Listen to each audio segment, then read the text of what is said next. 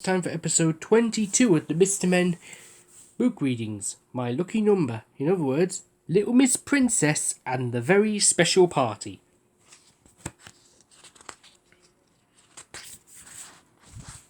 Little Miss Helpful had heard it was a very special occasion. It was a royal occasion.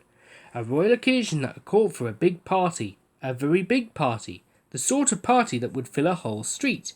A street party. And Little Miss Princess would be the guest of honour.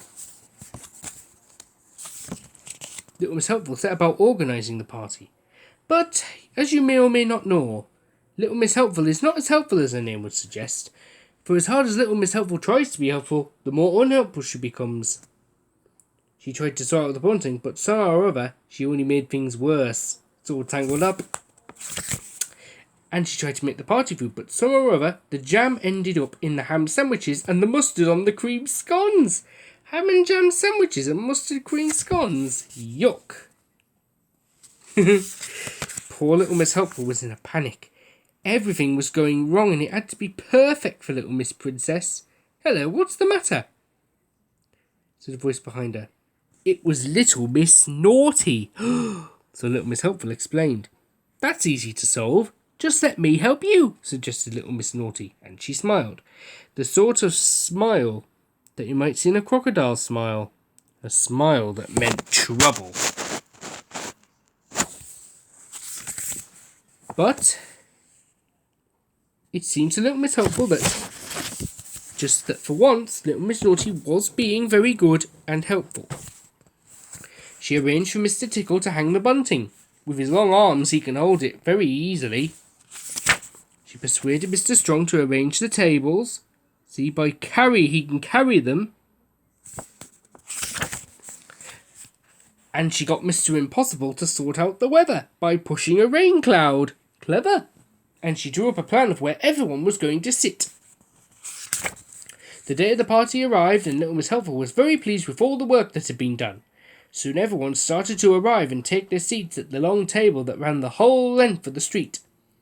It was then that Little Miss Naughty smiled that particular smile again. Do you remember? The crocodile smile.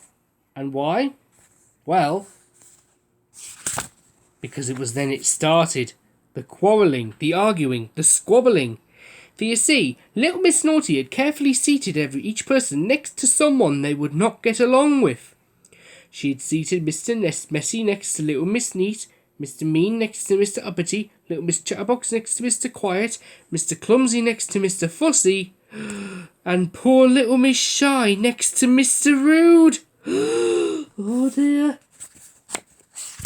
It was a disaster. There was lots of shouting and someone threw a cream scone. Little Miss Helpful did not know what to do. The guest of honour, Little Miss Princess, was about to arrive at any moment. It was then that Little Miss Helpful had a brainwave. Stop! She yelled at the top of her voice. It's time for a game of musical chairs!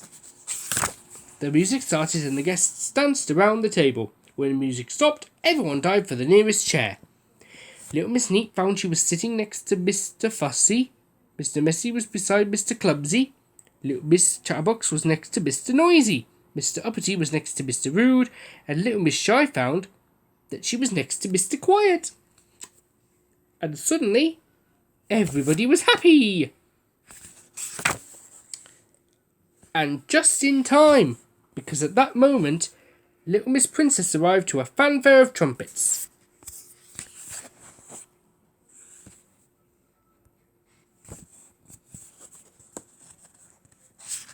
The party had changed in an instant.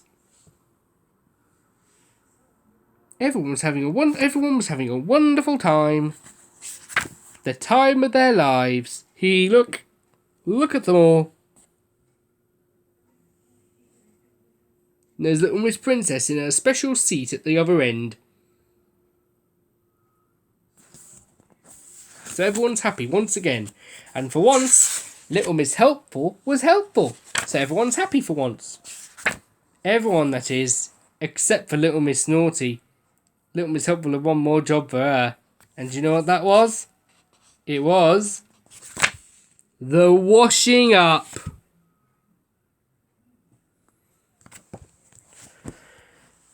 So what did you think? Was it good or not? It was very good, don't you think?